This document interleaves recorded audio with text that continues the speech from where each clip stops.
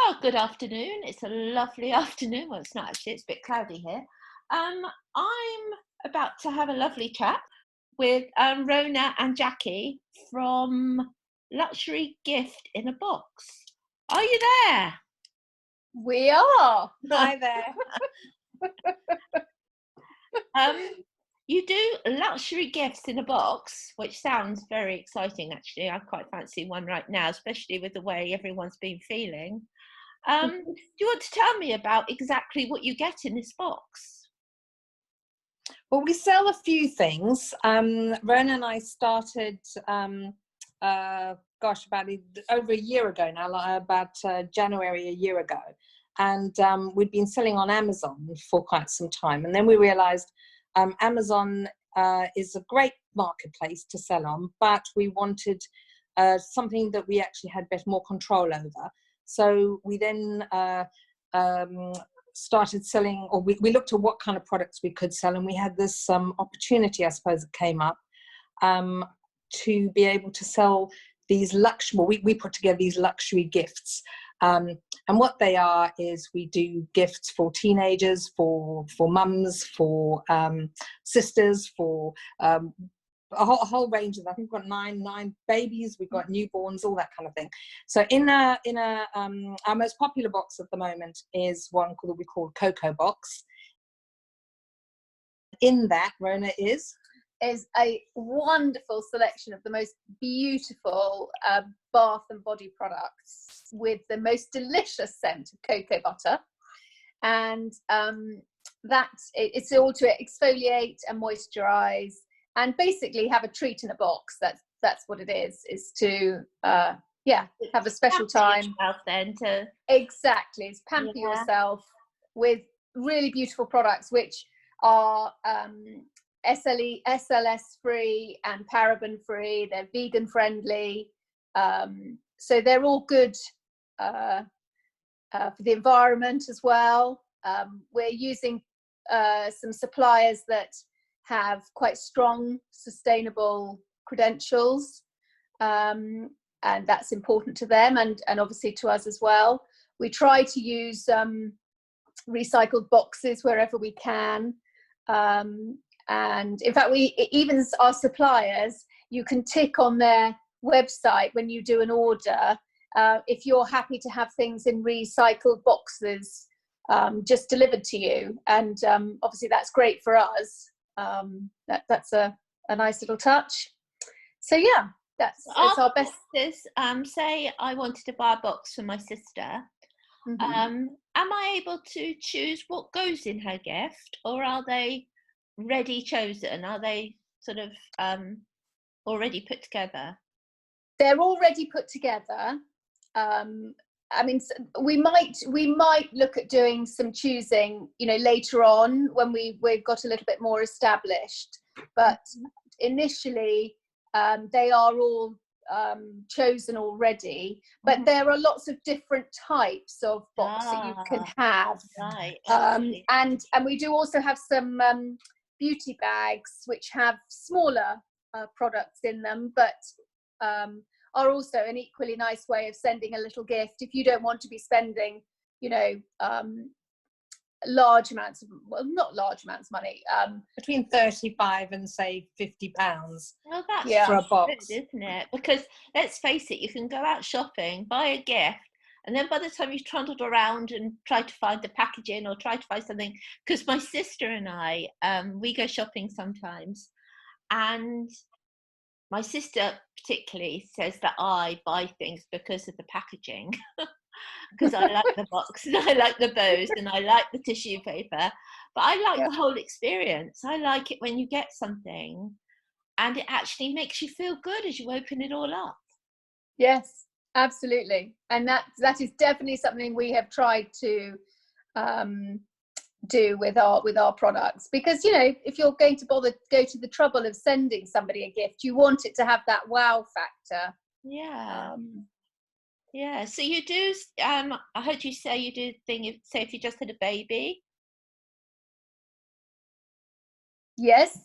We have 3 or 4 different types of baby boxes. with rattles, muslins, comforters, what about nightlight. for the mum? We haven't got one yet for the mum, but actually any of our products for her, they're categorized as for her or for him or for teenagers or whatever. Definitely one of our products in the for her range would work equally well for the new mum. Right. Oh, it sounds amazing. So what sort of things would you do for a man? What have you got, pamper boxes for a man? We do. So at the moment, so Rona's that does most of the sourcing for these, and so we've got a men's gift box that we've put together with some triple milled soap. That is called Mr. Smooth. It's got some pepper. No, it's black pepper and ginseng, and then there's also ginger and lime. So it's a mixture in that box. There's 2 manly fragrances, if one can say it like that. Did you have to do any testing on your husbands to see? Have you done any market research on what these men would like? My husband is absolutely not the one to give that to. I don't know about Rona. Well, mine does actually love the black pepper and ginseng soaps, and the scent of that is he loves that very much. And ginger and lime. Ginger and lime's very it just is such a classic, isn't it? And sounds lovely. So our box for the men it's got some soap, it's got a nice candle, hair and body wash. Because my son's 24, and he really is into his products far more than the older generation. I think the older generation of men were brought up a little bit differently. The generation today are very much into taking care of themselves, aren't they? Yes. Oh, completely. We have one of the products that we sell on Amazon, probably one of our best sellers out of the products that we don't actually put together ourselves. It's a Clarins moisture balm for men, and we probably, I don't know how many we sell, but a lot of it. And it's not cheap, but sometimes, I mean, like yesterday, there was one person bought more than one, and you're thinking, this is like £48 a tube of moisturizer for men, and I just think it's barking mad. I mean, I wouldn't even spend that on myself, but I'm glad they do, and we're very happy for it. Yeah. No, my son is staying with me at the moment, and his products have gone into the bathroom, and I must admit, I'm like, oh, this is nice. It's nicer than my shampoo. He's going to come down and say to you, Mum, have you been using my products? Things have changed a lot, haven't they? I think with all of us, actually, it's changed, hasn't it? Yeah. Yes.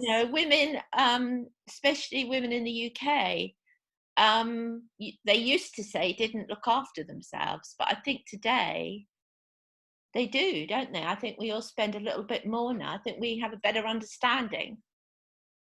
Yes, I think that's true. I think, yes, if you just look at the nail market alone, the people who have their nails done quite regularly. I mean, it used to be a big treat, didn't it, to go and have that sort of stuff done. So, so I think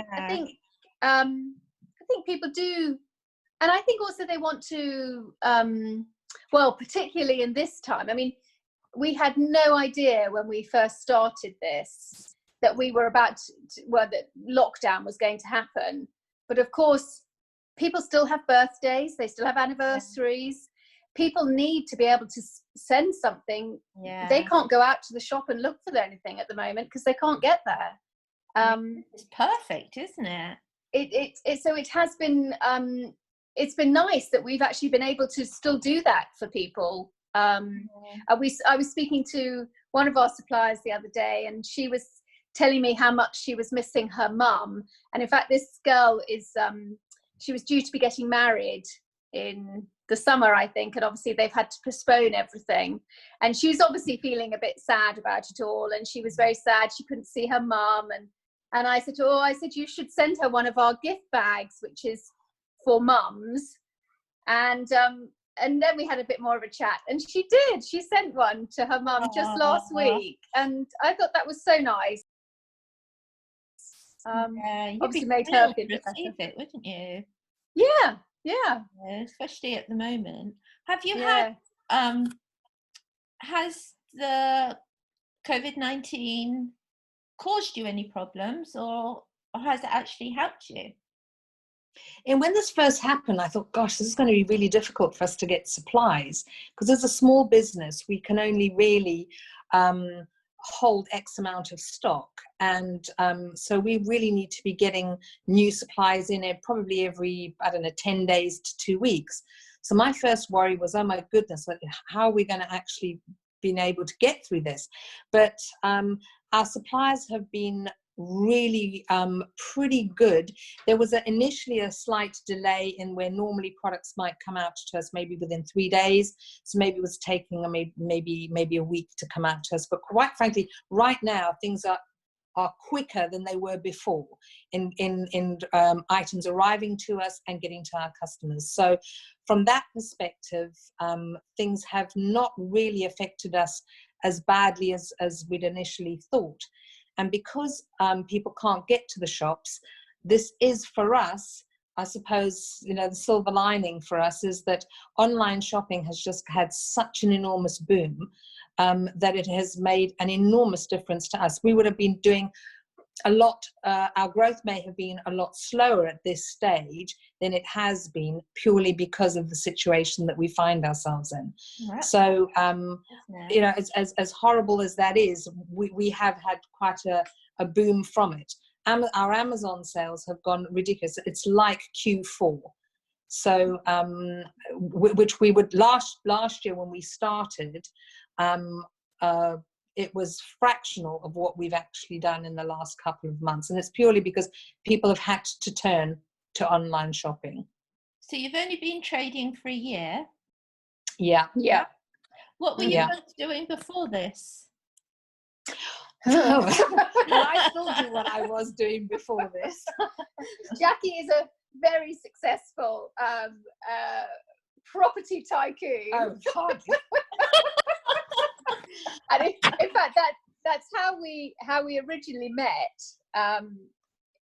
My property journey was not as successful as Jackie's, but that's how we initially met, and thought we'd quite like to be able to do something together.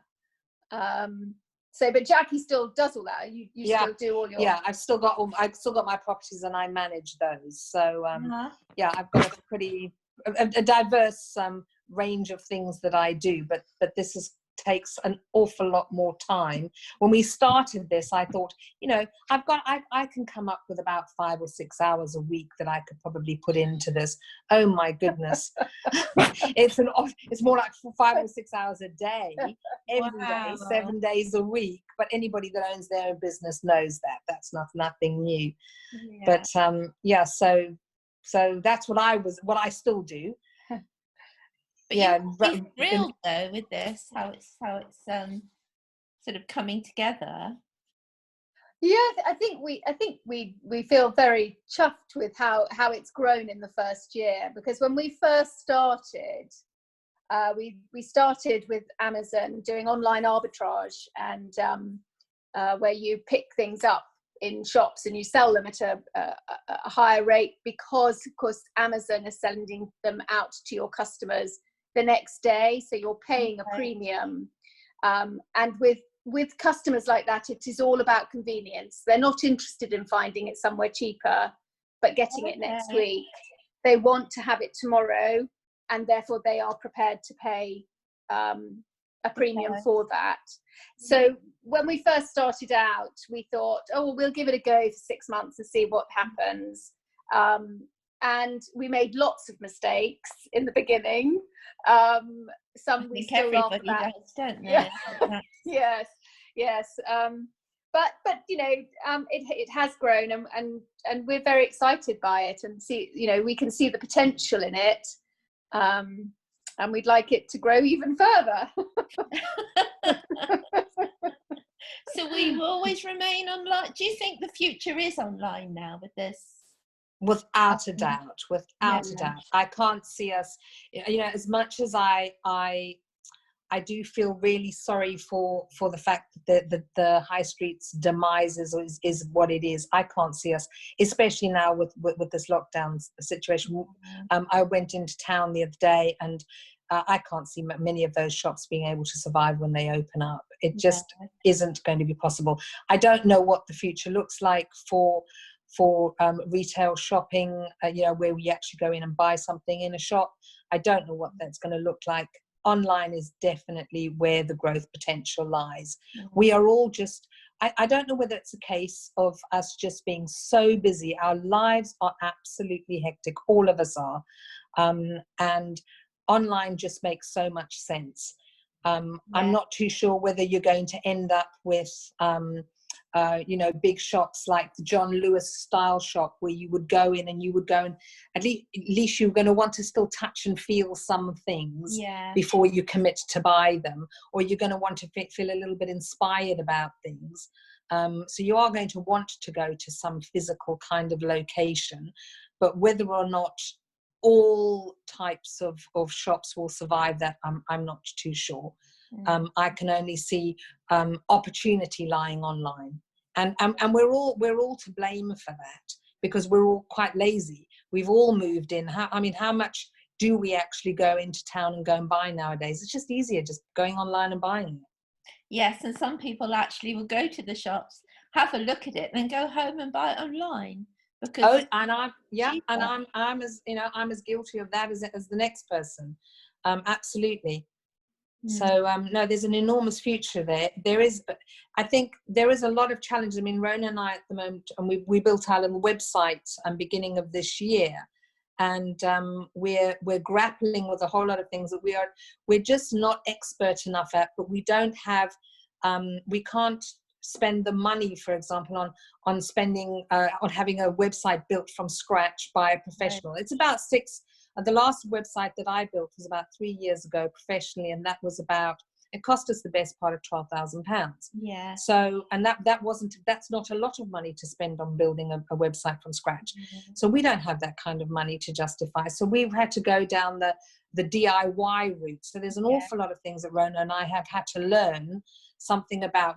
In fact, before this call, we spent the morning trying to grapple with SEO. Well, that's a whole other animal completely.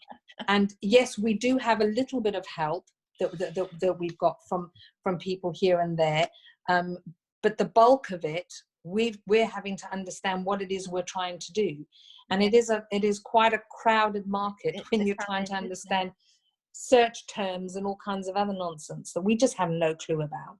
No, I totally. I've built my websites as well, and it is challenging, to say the least. So I know exactly what you mean.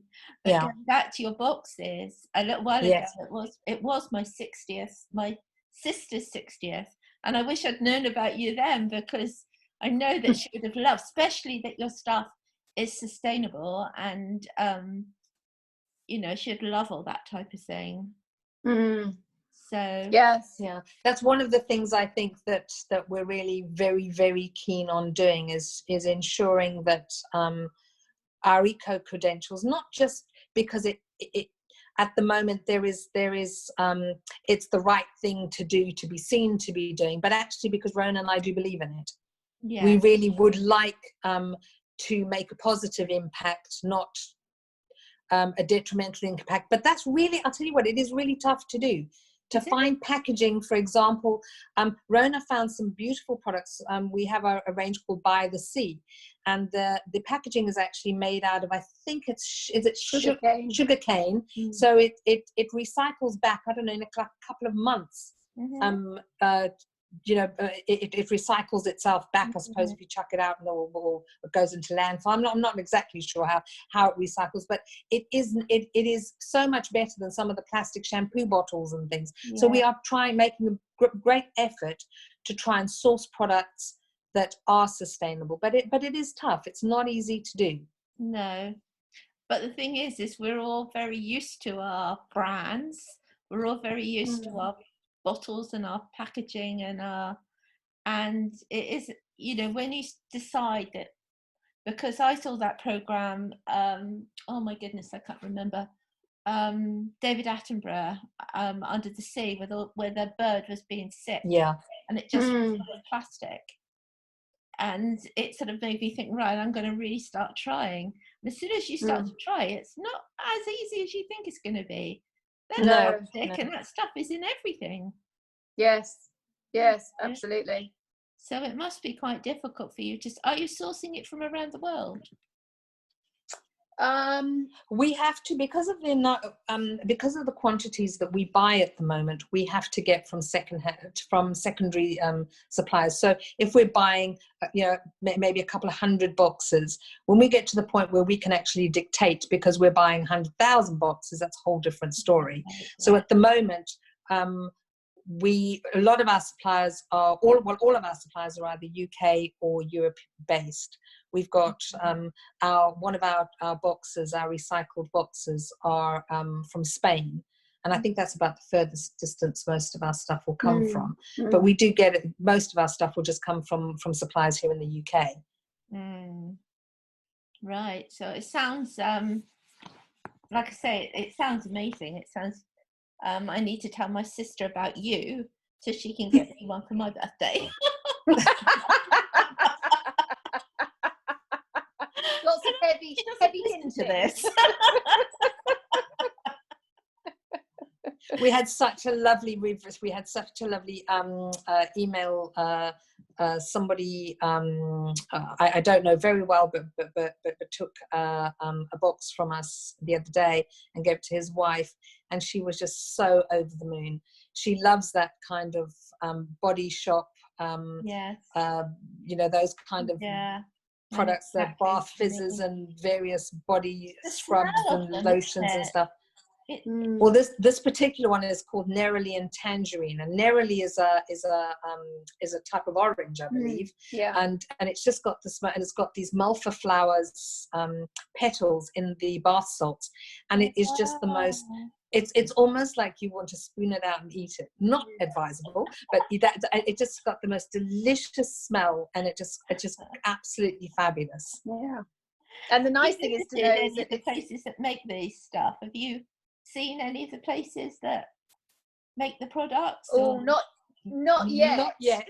But that we would love to be able to do that. But I think we need to be buying quite a lot more from them than we are currently. I remember when Body Shop was at Chichester, and I went with the school, and that was years and years ago, and we went with the school, and the smell as you went round the factory, the bananas and the oranges, they were actually using the fruits. Oh, it was amazing. So I'm not sure much that they're, well, I don't know how they are now, but I know at the time it was amazing to smell the products as they were being made. So what are your plans for the future then? Have you got, where do you see yourself in a year's time? Is that a big question? Get through COVID-19. Yes, that would be a plus. I think at the moment we're heavily reliant, I suppose, on Amazon as a marketplace to sell our products on, and we're doing remarkably well. We really are quite pleased with how we're performing on Amazon. But Amazon, in all the advantages and all the opportunities that you have, they are such a big animal. They could pull the plug on us for almost no reason at all, and we would and our marketplace would be dead in the water just by one small thing, and it could be something that we are completely unawares of. I mean, they do that regularly. They'll stop us selling a product, and Rona will spend about, I don't know, maybe 2 weeks trying to. So I'll give you an example. So we were over the Christmas period selling a particular type of Lego, and we're authorized to sell that. January comes, and all of a sudden we're no longer allowed to sell Lego. So now we're sitting with all this stock that we no longer can sell. And no rhyme, no reason, no nothing. They just stopped us selling Lego.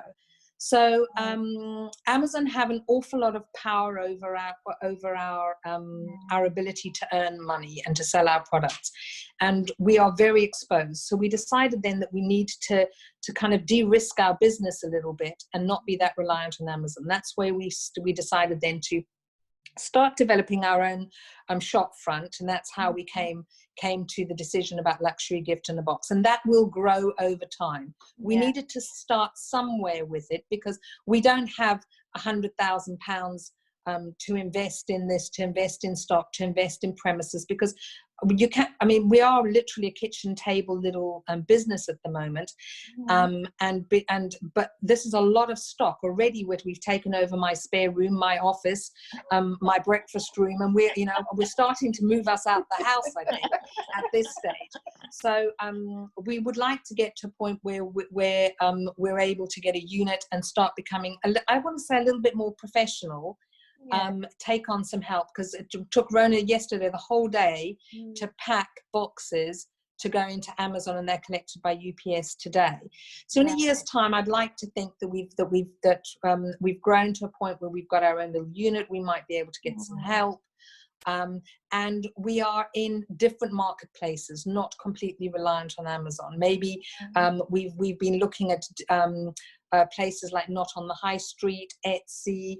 There are other places competing with Amazon. They're not nearly as big as they are at the moment, but we need to de-risk and not have all our eggs in the Amazon basket, because we are horribly exposed.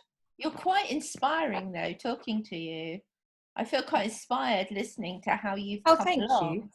Just with an idea, and that you've actually made it happen. Because working as a small business owner, it's very difficult, isn't it? It's very difficult. Oh, it is so tough. I thank my lucky stars every day that I have Jackie. I'm not sure if she thinks it's great that she's got me, but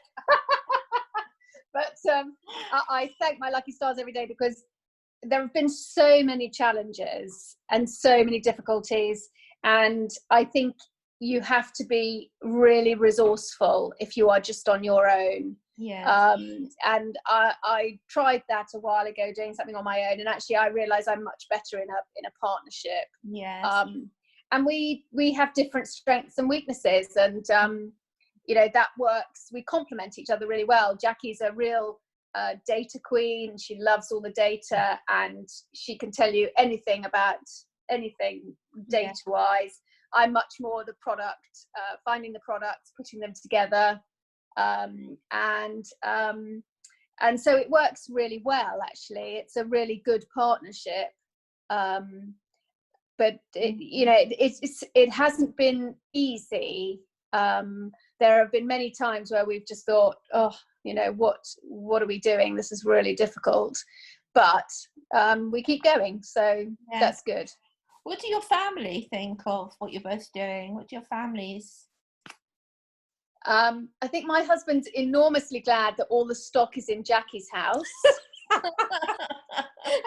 And my husband is wishing that Rona would come and take some of the stock.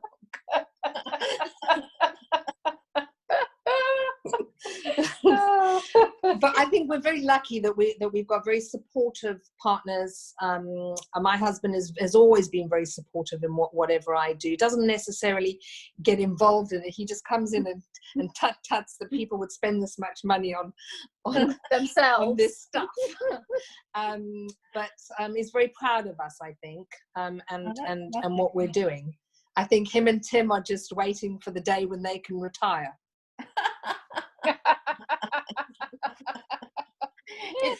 They'd like to be kept. They'd like to be kept men. My eldest brother, had an idea a few years ago, and which in the light of what's just happened, it would have worked really well. He decided he was going to sell toilet rolls. And he brought, this is about 2 years ago, he brought thousands, and I don't know where they came from. He had thousands of toilet rolls, and he had a big van out the front of it, and it was packed with toilet rolls. Anyway, he was going to sell them at markets and do all this and that, and anyway, it didn't work out as he thought it was going to. But then when COVID happened and people were buying toilet rolls, I said to him, "Do you have any left?" He said, "Actually, Jill, yes, I do." And so you telling your story of having it in the rooms and it just reminded me of yeah, when you're in business you do strange things, don't you? Yes, you do. Doing strange things. But I think, you know, one of the difficult things, or the things that I think as business owners we don't appreciate is if you work for somebody, you kind of you're on the clock, you kind of there is a time when you go home and you're kind of off the clock thing. For us, this kind of takes over our life to a certain extent, and there is that whole challenge of maintaining some kind of equilibrium, which I must say personally I struggle with all the time, because it's not uncommon for me to kind of after dinner go and sit down and do another couple of hours work, just because I can. My office is in my own home. I'm not a big fan of television, and you end up then to the detriment of relationships, of family life, of friendships, etc., etc. You get a little bit too absorbed into work. And I think as business owners, that's one of the things I really, really struggle with, to try and get that balance a little bit right. And hopefully this year, Rona's a great help with that, because you know, she'll put a little bit of balance back into things, where if I'm left to my own devices, I could be quite destructive in that respect, and just constantly just only work. And that doesn't necessarily mean I'm being productive or being, you know, you do need some downtime, and I find that really, really difficult to get that balance. Yes, but having said that, when you work for somebody, I come from a family of entrepreneurs. My dad was an entrepreneur, and he had 5 children. We all had to work for him, and we all sort of grew up with this strange life that we all had. And I went for a little while ago, I was working full time for an employer, and I found the whole thing so hard, because you only do your job. You only have to think of what you're doing, and I found it really suffocating, and now I'm back working for myself again. I'm happier. Yeah. I kind of can get that. I get that, because I think when I did work for someone else, I find it very difficult. You see something that could be done better, but it's not your job. Therefore, if you know, it's like, keep your nose out. That's not what you're paid to do. You're paid to do that. So just go and do that. And you're just like, I can see how you can do this so much better. Why don't you just do it that way, or give it a go? So I think if you work for yourself, you find it very, very difficult to work for somebody else. And life is more of an adventure. Oh, completely. Yes. You have giggles, don't you? It's not all down. It's not all. To me, it's like when it's really horrible, it really is horrible. But when it's happy, it's great fun. Yes. You know? And even when it's tricky or horrible, you know, we still manage to laugh about it, because quite frankly, if you can't laugh about it, then something's wrong, I think. Nothing is so terrible that it can't be fixed in some way or another. So well, it's been lovely chatting to you, ladies, and thank you. You know, like I say, I will certainly be letting my sister and showing them, oh, this is wonderful. I really love to do this.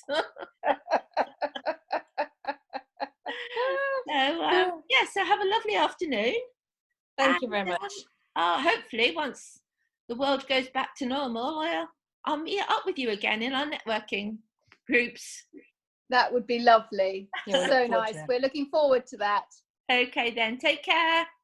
Thank Thanks, you. Jill. Bye. Bye. Bye.